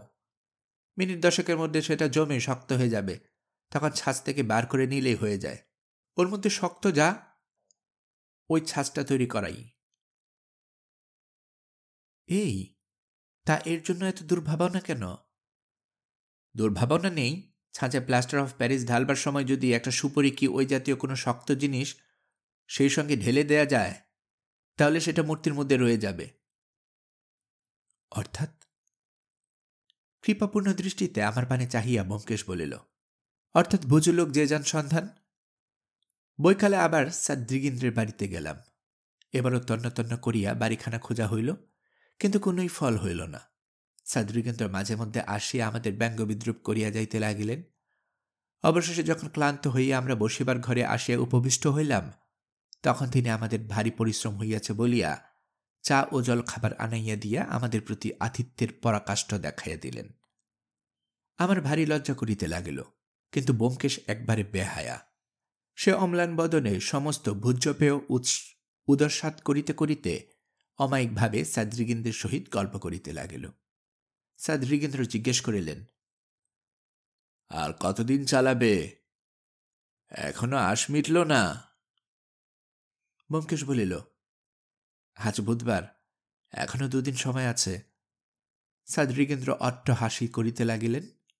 ব্যোমকেশ ভ্রুক্ষেপ না করিয়া টেবিলের উপর হাত হইতে নটরাজের পুতুলটা তুলিয়া লইয়া জিজ্ঞেস করিলেন, এটা কতদিন হলো তৈরি করেছেন? ভ্রুকুটি করিয়া সাদৃগেন্দ্র চিন্তা করিলেন, পরে বলিলেন, দিন 15-20 হবে। তা কেন? না, এমনি। আচ্ছা, আজ উঠি, কাল আবার আসব, নমস্কার। বলিয়া ব্যোমকেশ উঠিয়া দাঁড়াইল। বাড়ি ফিরিতেই চাকর পুটিরাম একখানা খাম ব্যোমকেশের হাতে দিয়া বলিল, একজন তকমা পরা চাপরাশি দিয়ে গেছে। খামের ভিতর শুধু একটা ভিজিটিং কার্ড, তার এক পিঠে ছাপার অক্ষরে লেখা আছে কুমাত্রী দেবেন্দ্র নারায়ণ রায়, অন্য পিঠে পেন্সিল দিয়ে লেখা, এইমাত্র কলিকাতায় পৌঁছিয়াছি, গ্র্যান্ড হোটেলে আছি, কত দূর। ব্যোমকেশ কার্ডখানা টেবিলের একপাশে রাখিয়া দিয়া আরাম কেদারায় বসিয়া পড়িল। কড়িকাঠের দিকে চোখ তুলিয়া চুপ করিয়া রহিল। কুমার বাহাদুর হঠাৎ আসিয়া পড়ায় সে মনে মনে খুশি হয় নাই, বুঝিলাম। প্রশ্ন করাতে সে বলিল, এক পক্ষের উৎকণ্ঠা অনেক সময় অন্য পক্ষে সঞ্চারিত হয়। কুমার বাহাদুরের আসার ফলে বুড়ো যদি ভয় পেয়ে মতলব বদলায়, তাহলে সব মাটি, আবার নতুন করে কাজ আরম্ভ করতে হবে। সমস্ত সন্ধ্যাটা সে একভাবে আরাম চেয়ারে পড়িয়া রহিল। রাত্রে আমরা দুজনে একই ঘরে দুইটি পাশাপাশি খাটে শয়ন করিতাম। বিছানায় শুইয়া অনেকক্ষণ গল্প চলিত। আজ কিন্তু ব্যোমকেশ একটা কথাও কহিল না। আমি কিছুক্ষণ একতরফা কথা কহিয়া শেষে ঘুমাইয়া পড়িলাম। ঘুমাইয়া স্বপ্ন দেখিতেছিলাম যে আমি, ব্যোমকেশ আর সাদৃগেন্দ্র হীরার মার্বেল দিয়া গুলি খেলিতেছি। মার্বেলগুলো ব্যোমকেশ সমস্ত জিতিয়া লইয়াছে। সাদৃগেন্দ্র মাটিতে পা ছড়াইয়া বসিয়া চোখ রগড়াইয়া কাঁদিতেছেন। এমন সময় চমকিয়া ঘুম ভাঙিয়া গেল। চোখ খুলিয়া দেখিলাম ব্যোমকেশ অন্ধকারে আমার খাটের পাশে বসিয়া আছে। আমার নিঃশ্বাসের শব্দে বোধ হয় বুঝিতে পারিল আমি জাগিয়াছি। বলিল, দেখো, আমার দৃঢ় বিশ্বাস হীরাটা বসবার ঘরের টেবিলের উপরে কোনোখানে আছে। জিজ্ঞেস করিলাম, রাত্রি কটা? ব্যোমকেশ বলিল, 2:30। তুমি একটা জিনিস লক্ষ্য করেছ? বুড়ো বসবার ঘরে ঢুকেই প্রথমে টেবিলের দিকে তাকায়। আমি পাশ ফিরিয়া শুইয়া বলিলাম, তাক, তুমি এখন চোখ বুঝে শুয়ে পড়ো গে। ব্যোমকেশ নিজের মনে বলিতে লাগিল, টেবিলের দিকে তাকায় কেন? নিশ্চয়ই দেরাজের মধ্যে। না না, যদি থাকে তো টেবিলের উপরেই আছে। কি কি জিনিস আছে টেবিলের উপর? হাতির দাঁতের দোয়াত দান, টাইমপিস ঘড়ি, গঁদের শিশি, কতকগুলো বই, ব্লোটিং প্যাড, সিগারের বাক্স, ফিনকুশন, নটরাজ। শুনিতে শুনিতে আবার ঘুমাইয়া পড়িলাম। রাত্রে যতবার ঘুম ভাঙিল অনুভব করিলাম ব্যোমকেশ অন্ধকারে ঘরময় পায়চারি করিয়া বেড়াইতেছে। সকালে ব্যোমকেশ কুমাত্রী দেবেন্দ্র নারায়ণের একখানা চিঠি লইয়া ডাকে পাঠাইয়া দিল। সংক্ষেপে জানাইল যে চিন্তার কোনো কারণ নাই, শনিবার কোনো সময় দেখা হইবে। তারপর আবার দুজনে বাহির হইল। ব্যোমকেশের মুখ দেখিয়া বুঝিলাম সারা রাত্রি জাগরণের ফলে সে মনে মনে কোনো একটা সংকল্প করিয়াছে। সাদৃগেন্দ্র আজ বসিবার ঘরেই ছিলেন। আমাদের দেখিয়া সারসম্পে সম্ভাষণ করিলেন, এই যে মানিকজোর, এসো এসো, আজ ভারী সকাল সকাল। ওরে, কে আছিস? বাবুদের চা দিয়ে যা। ব্যোমকেশ বাবুকে আজ বড় শুকনো দেখছি। দুশ্চিন্তায় রাত্রে ঘুম হয়নি বুঝি? ব্যোমকেশ টেবিল হইতে নটরাজের মূর্তিতে হাতে লইয়া আস্তে আস্তে বলিল, এই পুতুলটিকে আমি ভালোবেসে ফেলেছি। কাল সমস্ত রাত্রে এর কথাই ভেবেই ঘুমোতে পারিনি। পূর্ণ 1 মিনিট কাল দুজনে পরস্পরের চোখের দিকে একদৃষ্টে তাকাইয়া রহিলেন। দুই প্রতিদ্বন্দ্বীর মধ্যে নিঃশব্দে মনে মনে কি যুদ্ধ হইল বলিতে পারি না। 1 মিনিট পর সাদৃগেন্দ্র সকৌতুকে হাসিয়া উঠিলেন। বলিলেন, ব্যোমকেশ, তোমার মনের কথা আমি বুঝেছি। অত সহজে এই বুড়ুকে ঠকাতে পারবে না। ওটার জন্য রাত্রে তোমার ঘুম হয়নি বলেছিলে। বেশ, তোমাকে ওটা আমি দান করলাম। ব্যোমকেশ হতবুদ্ধি মুখের দিকে ব্যঙ্গপূর্ণ কটাক্ষ করিয়া বলিলেন, কেমন হলো তো? কিন্তু মূর্তিটা দামি জিনিস, ভেঙে নষ্ট করো না। মুহূর্তের মধ্যে নিজেকে সামলাইয়া লইয়া ব্যোমকেশ বলিল, ধন্যবাদ, বলিয়া মূর্তিটি রুমালে পুরিয়া পকেটে পড়িল। তারপর যথারীতি ব্যর্থ অনুসন্ধান করিয়া বেলা 10টা নাগাদ বাসায় ফিরিলাম। চেয়ারে বসিয়া পড়িয়া ব্যোমকেশ সনিঃশ্বাসে বলিল, না, ঠকে গেলুম। আমি জিজ্ঞেস করিলাম, কি ব্যাপার বলো তো? আমি তো তোমাদের কথাবার্তার ভাবভঙ্গি কিছুই বুঝতে পারলাম না। পকেট হইতে পুতুলটা বাহির করিয়া ব্যোমকেশ বলিল, নানা কারণে আমার স্ত্রীর বিশ্বাস হয়েছিল যে এই নটরাজের ভিতরে হীরেটা আছে। ভেবে দেখো, এমন সুন্দর লক্ষ্যবোর জায়গা আর হতে পারে কি? হীরেটা চোখের সামনে টেবিলের উপর রয়েছে, অথচ কেউ দেখতে পাচ্ছে না। পুতুলটা স্যার দ্রিগেন্দ্র ছাঁচে ঢালাই করেছেন, সুতরাং প্লাস্টারের সঙ্গে হীরাটা ছাঁচের মধ্যে ঢেলে দেয়া কিছুমাত্র শক্ত কাজ নয়। তাতে স্যার দ্রিগেন্দ্রের মনস্কামনা সম্পূর্ণ সিদ্ধ হয়, অর্থাৎ যে হীরেটার প্রতি তার এত ভালোবাসা সেটা সর্বদা কাছে কাছে থাকে, অথচ কারো সন্দেহ হয় না। যে দিক থেকেই দেখো, সমস্ত যুক্তি অনুমান ওই পুতুলটার দিকে নির্দেশ করছে। তাই আমার ধারণা নিঃশংস হয়েছিল যে হীরাটা আর কোথাও থাকতে পারে না। আজ ঠিক করে বেরিয়েছিলাম যে পুতুলটা চুরি করব, কিন্তু বুড়োর কাছে ঠকে গেলাম। শুধু তাই নয়, বুড়ো আমার মনের ভাব বুঝে বিদ্রুপ করে পুতুলটা আমাকে দান করে দিলেন। কাটা গায়ে নুনের ছিটে দিতে বুড়ো 1 নম্বর। মোটের ওপর আমার থিওরিটাই ভেস্তে গেল। এখন আবার গোড়া থেকে শুরু করতে হবে। আমি বলিলাম, কিন্তু সময় তো আর নেই, মাঝে মাত্র একটা দিন। ব্যোমকেশ পুতুলটা নিচে পেন্সিল দিয়া ক্ষুদ্র অক্ষরে নিজের নামের অধ্যাক্ষরটা লিখিতে লিখিতে বলিল, মাত্র একদিন, বোধহয় প্রতিজ্ঞা রক্ষা হল না। এদিকে কুমার বাহাদুর এসে হানা দিয়ে বসে আছেন। না, বুড়ো সব দিক দিয়ে হাস্য সম্পদ করে দিল। লাভের মধ্যে দেখছি কেবল ওই পুতুলটা। মুখের একটা ভঙ্গি করিয়া ব্যোমকেশ মূর্তিটা টেবিলের উপর রাখিয়া দিল, তারপর বুকে ঘাড় গজিয়া নীরবে বসিয়া রহিল।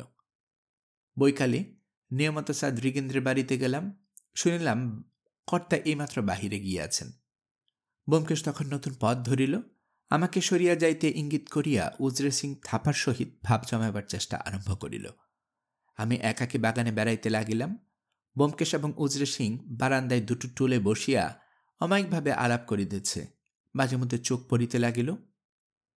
ব্যোমকেশ ইচ্ছা করিলে খুব সহজে মানুষের মন ও বিশ্বাস জয় করিয়া লইতে পারিত, কিন্তু উজরে সিং থাপার পাহাড়ি হৃদয় গলাইতে তাহার পেট হইতে কথা বাহির করিতে পারিবে কি না, হে বিষয়ে আমার মনে সন্দেহ জাগিতে লাগিল। ঘণ্টা 2 পরে আমরা যখন দুজনে পথে বাহির হইলাম, তখন ব্যোমকেশ বলিল, না, কিছু হলো না। উজরে সিং লোকটা হয় নিরেট বোকা, নয় আমার চেয়ে বুদ্ধিমান। বাসায় ফিরিয়া আসিলে চাকর খবর দিল একটা লোক দেখা করিতে আসিয়াছিল। আমাদের আশায় 8 ঘণ্টা অপেক্ষা করিয়া আবার আসিবে বলে চলিয়া গিয়াছে। ব্যোমকেশ ক্লান্তভাবে বলিল, কুমার বাহাদুরের পেয়াদা। এই ব্যর্থ ঘোরাঘুরি এবং অন্বেষণে আমি পরিশ্রান্ত হইয়া পড়িয়েছিলাম। বলিলাম, হার কেন ব্যোমকেশ, ছেড়ে দাও। এ যাত্রা কিছু হলো না। কুমার সাহেবকেও জবাব দিয়ে দাও। মিছে তাকে সংসারের মধ্যে রেখে কোনো লাভ নেই। টেবিলের সম্মুখে বসিয়া নটরাজ মূর্তিটা উল্টায় পাল্টায় দেখিতে দেখিতে ম্রিয়মান কণ্ঠে ব্যোমকেশ বলিল, দেখি, কালকের দিনটা এখনো হাতে আছে। যদি কাল সমস্ত দিনে কিছু না করিতে পারি। তাহার মুখের কথা শেষ হইল না। চোখ তুলিয়া দেখি তাহার মুখ উত্তেজনায় লাল হইয়া উঠিয়াছে। সে নিষ্ফলক বিস্ফারিত দৃষ্টিতে নটরাজ মূর্তির দিকে তাকিয়া রইয়াছে। বিস্মিত হয়ে জিজ্ঞেস করিলাম, কি হল? ব্যোমকেশ কম্পিত হস্তে মূর্তিটা আমার চোখের সামনে ধরিয়া বলিল, দেখো দেখো, নেই, মনে আছে আজ সকালে পেন্সিল দিয়া পুতুলটার নিচে একটা ব অক্ষর লিখেছিলাম? সে অক্ষরটা নেই। দেখিলাম সত্যি অক্ষরটা নেই, কিন্তু সেই জন্য এত বিচলিত হইবার কি আছে? পেন্সিলের লেখা মুছিয়া যাইতেও তো পারে। ব্যোমকেশ বলিল, বুঝতে পারছ না, বুঝতে পারছ না? হঠাৎ সে হো হো করিয়া হাসিয়া উঠিল। ওহো, বুড়ো কি ধাপ্পাই দিয়েছে! একেবারে উল্লোক বানিয়ে ছেড়ে দিয়েছিল। যাই হোক, বাঘের যোগ আছে। পুটিরাম! ভৃত্য পুটিরাম আসিলে ব্যোমকেশ জিজ্ঞেস করিল, যে লোকটা আজ এসেছিল তাকে কোথায় বসিয়েছিলে? হাকে এই ঘরে। তুমি বরাবর এই ঘরে ছিলে? আগে হ্যাঁ, তবে মাঝে তিনি এক গ্লাস জল চাইলেন, তাই। আচ্ছা যাও। ব্যোমকেশ কিছুক্ষণ নিঃশব্দে বসিয়া হাসিতে লাগিল, তারপর উঠিয়া পাশের ঘরে যাইতে যাইতে বলিল, তুমি শুনে হয়তো আশ্চর্য হবে, হিরেটা আজ সকাল থেকে সন্ধে পর্যন্ত এই টেবিলের উপর রাখা ছিল। আমি অবাক হইয়া তাকাইয়া রহিলাম। বলে কি? হঠাৎ মাথা খারাপ হয়ে গেল নাকি? পাশের ঘর হইতে ব্যোমকেশ ফোন করিতেছে, শুনিতে পাইলাম। কুমাত্রী দিবেন্দ্র? হ্যাঁ, আমি ব্যোমকেশ। কাল বেলা 10টার মধ্যে পাবেন। আপনার স্পেশাল ট্রেন যেন ঠিক থাকে। পাবা মাত্র রওনা হবেন। না, এখানে থাকা বোধহয় নিরাপদ হবে না। আচ্ছা আচ্ছা, ওসব কথা পরে হবে। ভুলবেন না 10:30টার মধ্যে কলকাতা ছাড়া চাই। আচ্ছা, আপনার কিছু কাজ নেই, স্পেশাল ট্রেনের বন্দোবস্ত আমি করে রাখব। কাউকে কিছু বলবেন না। না, আপনার সেক্রেটারিকেও নয়। আচ্ছা, নমস্কার। তারপর হ্যাটকোট পরিয়া বোধ হয় স্পেশাল ট্রেনের বন্দোবস্ত করিতে বাহির হইল। ফিরতে রাত হবে, তুমি শুয়ে পড়ো, আমাকে শুধু এইটুকু বলিয়া গেল। রাত্রে ব্যোমকেশ যখন ফিরিল জানিতে পারি নাই। সকালে 8:30টার সময় যথারীতি দুজনে বাহির হইলাম। বাহির হইবার সময় দেখিলাম নটরাজের মূর্তিটা যথাস্থানে নাই। সেদিকে ব্যোমকেশের দৃষ্টি আকর্ষণ করাতে সে বলল, আছে, সেটাকে সরিয়ে রেখেছি। স্যার নৃগেন্দ্র তাহার বসিবার ঘরেই ছিল। আমাদের দেখিয়া বলিলেন, তোমাদের দৈনিক আক্রমণ আমার গা সওয়া হয়ে গেছে। এমনকি যতক্ষণ তোমরা আসনি একটু ফাঁকা ফাঁকা ঠেকছিল। ব্যোমকেশ বিনীতভাবে বলিল, আপনার উপর অনেক জুলুম করেছি, কিন্তু আর করব না। এই কথাটি আজ জানাতে এলাম। জয় পরাজয় এক পক্ষের আছেই, সেজন্য দুঃখ করা মূলতা। কাল থেকে আর আমাদের দেখতে পাবেন না। আপনি অবশ্য জানেন যে আপনার ভাইপো এখানে গ্র্যান্ড হোটেলে এসে আছেন। তাকে কাল একরকম জানিয়ে দিয়েছি যে তার এখান থেকে আর কোনো লাভ নেই। আজ তাকে শেষ জবাব দিয়ে যাব। স্যার নৃগেন্দ্র কিছুক্ষণ কুঞ্চিত চক্ষে ব্যোমকেশকে নিরীক্ষণ করিলেন। ক্রমে তাহার মুখে সেই বুলডক হাসি ফুটিয়া উঠিল। বলিলেন, তোমার সুবুদ্ধি হয়েছে দেখে খুশি হলাম। খোকাকে বলো বৃথা চেষ্টা যেন না করে সময় নষ্ট না করে। আচ্ছা, বলবো। টেবিলের পর আরেকটা নটরাজের মূর্তি রাখা হইয়াছে দেখিয়া সেটা তুলিয়া লইয়া ব্যোমকেশ বলিল, এই যে আরেকটা মূর্তি তৈরি করেছেন দেখছি। আপনার উপহারটি আমি যত্ন করে রেখেছি। শুধু সৌন্দর্যের জন্য নয়, আপনার স্মৃতিচিহ্ন হিসাবেও আমার কাছে তার দাম অনেক। কিন্তু যদি কখনো দৈবাত ভেঙে যায়, আর একটা কি পাবো? স্যার নৃগেন্দ্র প্রসন্নভাবে বলিলেন, বেশ, যদি ভেঙে যায় আর একটা পাবে। আমার বাড়িতে ঢুকে তোমার শিল্পকলার প্রতি অনুরাগ জন্মেছে, এটাও কম লাভের কথা নয়। গভীর বিনয় সহকারে ব্যোমকেশ বলিল, আগে হ্যাঁ, এতদিন আমার মনের ওদিকটা একেবারে পর্দায় ঢাকা ছিল, কিন্তু এই কদিনে আপনার সংসর্গে এসে ললিত কলার রস পেতে আরম্ভ করেছি। বুঝেছি ওর মধ্যে কিছু অমূল্য রত্ন লুকানো আছে। ওই ছবিখানা আমার বড় ভালো লাগে। ওটাও কি আপনার আঁকা? স্যার নৃগেন্দ্রের পশ্চাতে দেয়ালের গায়ে একটা সুন্দর নিঃসর্গ দৃশ্যের ছবি টানানো ছিল। ব্যোমকেশ আঙ্গুল নির্দেশ করিয়া দেখাইল। মুহূর্তের জন্য স্যার নৃগেন্দ্র ঘাড় ফিরাইলেন। সে ক্ষণিক অবকাশে ব্যোমকেশ এত অদ্ভুত হাতে কসরত দেখাইল, ঠিকঠিকে যেমন করিয়া শিকার ধরে, তেমনিভাবে তাহার এক হাত টেবিলের উপর হইতে নটরাজ মূর্তি তুলিয়া লইয়া পকেটে পুরিল এবং অন্য হাতটা সঙ্গে সঙ্গে আর একটা নটরাজ মূর্তি তাহার স্থানে বসাইয়া দিল। স্যার নৃগেন্দ্র যখন আবার সম্মুখে ফিরিলেন, তখন ব্যোমকেশ পূর্ববৎ মুগ্ধভাবে দেয়ালের ছবিটার দিকে চাহিয়া রহিয়া আছে। আমার বুকের ভেতরটা অমন অসম্ভব রকম ধরফর করিতে লাগিল যে স্যার নৃগেন্দ্র যখন সহজে কণ্ঠে বলিলেন, হ্যাঁ, ওটা আমারই আঁকা, তখন কথাগুলো আমার কানে অত্যন্ত অস্পষ্ট এবং দুরাগত বলিয়া মনে হইল। ভাগ্যে সে সময় তিনি আমার মুখের প্রতি দৃষ্টিপাত করেননি, নতুবা ব্যোমকেশের হাতের কসরত হয়তো আমার মুখের উদ্বেগ হইতেই ধরা পড়িয়া যাইত। ব্যোমকেশ ধীরে সুস্থে উঠিয়া বলিল, এখন তাহলে আসি। আপনার সংসর্গে এসে আমার লাভই হয়েছে, কথা আমি কখনো ভুলব না। আশা করি আপনিও আমাদের ভুলতে পারবেন না। যদি কখনো দরকার হয় মনে রাখবেন, আমি একজন সত্যান্বেষী। সত্যের অনুসন্ধান করাই আমার পেশা। চলো অজিত। আচ্ছা, চলুম তবে, নমস্কার। দরজার নিকট হইতে একবার ফিরিয়া দেখিলাম সাদৃগেন্দ্র ভুগ্রটি করিয়া সন্দেহপ্রখর দৃষ্টিতে আমাদের দিকে চাহিয়া আছেন, যেন ব্যোমকেশের কথার কোনো একটা অতি গূঢ় ইঙ্গিত বুঝি বুঝি করিয়াও বুঝিতে পারিতেছেন না। বাড়ির বাহিরে আসতে একটা খালি ট্যাক্সি পাওয়া গেল। তাহাতে চড়িয়া বসিয়া ব্যোমকেশ হুকুম দিল, গ্র্যান্ড হোটেল। আমি তাহার হাত চাপিয়া ধরিয়া বলিলাম, ব্যোমকেশ, এসব কি কাণ্ড?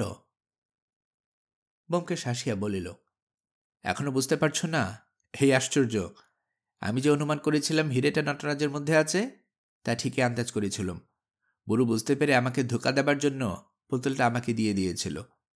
তারপর আর একটা ঠিক ওই রকম মূর্তি তৈরি করে কাল সন্ধেবেলায় গিয়ে আসলটার সঙ্গে বদল করে এনেছিল। যদি এই অস্পষ্ট অক্ষরটি লেখা না থাকতো, তাহলে আমি জানতেও পারতাম না। বলিয়া পুতুলটা উল্টায় দেখাইল। দেখিলাম পেন্সিলে লেখা অক্ষরটি বিদ্যমান রহিয়াছে। ব্যোমকেশ বলিল, কাল যখন এই অক্ষরটি যথাস্থানে দেখিতে পেলাম না, তখন এক নিমেষে সমস্ত ব্যাপার আমার কাছে জলের মতো পরিষ্কার হয়ে গেল। আজ প্রথমে গিয়ে এই বুড়োর টেবিল থেকে নটরাজটি উল্টে দেখলাম, আমার সেই মার্কা নটরাজ। অন্য মূর্তিটি পকেটে ছিল, ব্যাস। তারপর হাত সাফাই তো দেখতেই পেলে।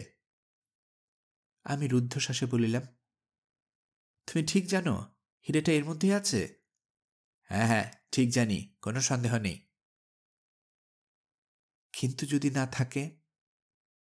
ব্যোমকেশ কিছুক্ষণ চুপ করিয়া রহিল, শেষে বলিল, তাহলে বুঝব পৃথিবীতে সত্য বলে কোনো জিনিস নেই।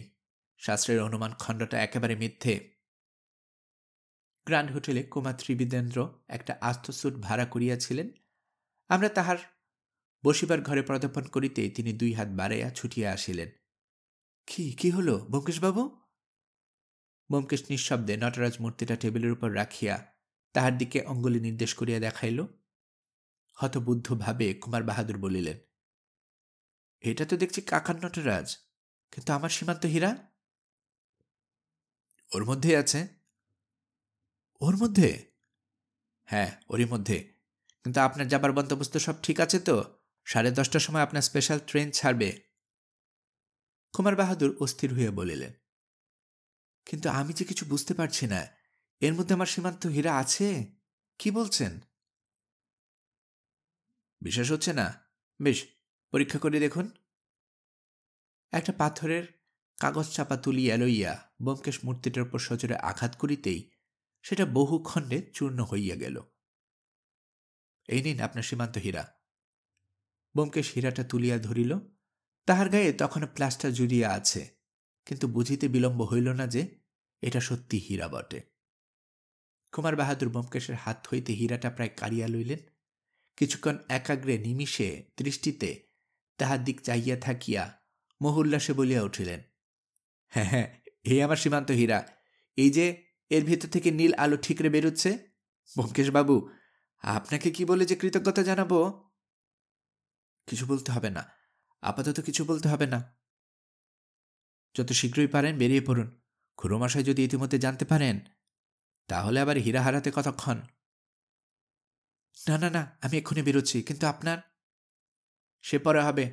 নিরাপদে বাড়ি পৌঁছে তার ব্যবস্থা করবেন। কুমার বাহাদুরকে স্টেশনে রওনা করিয়ে দিয়া আমরা বাসায় ফিরিলাম। আরাম কেদারায় অঙ্গ ছড়াইয়া দিয়া ব্যোমকেশ পরম সার্থকতার হাসি হাসিয়া বলিল, আমি শুধু ভাবছি, বুড়ো যখন জানতে পারবে তখন কি হবে। দিন কয়েক পরে কুমার বাহাদুরের নিকট হইতে একখানা ইনশিওর করা খাম আসিল। চিঠির সঙ্গে একখানা চেক প্রিন্ট করিয়া আটা। চেকের অঙ্কের হিসাবটা দেখিয়া চক্ষু ঝলসায়া গেল। পত্রখানি এরূপে, প্রিয় ব্যোমকেশবাবু, আমার চিরন্তন কৃতজ্ঞতার চিহ্নস্বরূপ যাহা পাঠাইলাম, জানি আপনার প্রতিভার তাহা যোগ্য নহে, তবু আশা করি আপনার অমনোনীত হইবে না। ভবিষ্যতে আপনার সহিত সাক্ষাতের প্রত্যাশায় রহিলাম। এবার যখন কলকাতায় যাইব, আপনার মুখে সমস্ত বিবরণ শুনিব। অজিতবাবুকে আমার ধন্যবাদ জানাইবেন। তিনি সাহিত্যিক, সুতরাং টাকার কথা তুলিয়া তাহার সারস্বত সাধনার অমর্যাদা করিতে চাই না। হাইরে পোড়া কপালের সাহিত্যিক! কিন্তু যদি তিনি নাম ধাম বদল করিয়া এই হীরা হরণের গল্পটা লিখিতে পারেন, তাহা হইলে আমার কোনো আপত্তি নাই জানিবেন। শ্রদ্ধা ও নমস্কার গ্রহণ করিবেন। ইতি প্রতিভামুগ্ধ শ্রী ত্রিদিবেন্দ্র নারায়ণ রায়।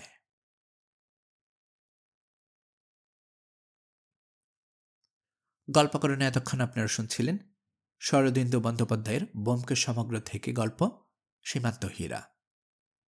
আমি নিয়মিতভাবে গল্প পাঠ করে আপনাদেরকে শোনাচ্ছি। গল্প পাঠ ভালো মনে করে থাকলে আমার এই গল্পটি আপনার বন্ধুবান্ধব প্রিয়জন সবার কাছে শেয়ার করবেন, তাতে করে তারা এই গল্পটি শোনার সুযোগ পাবে। আপনারা ভালো থাকবেন সেই প্রত্যাশা এখানে বিদায় নিচ্ছি।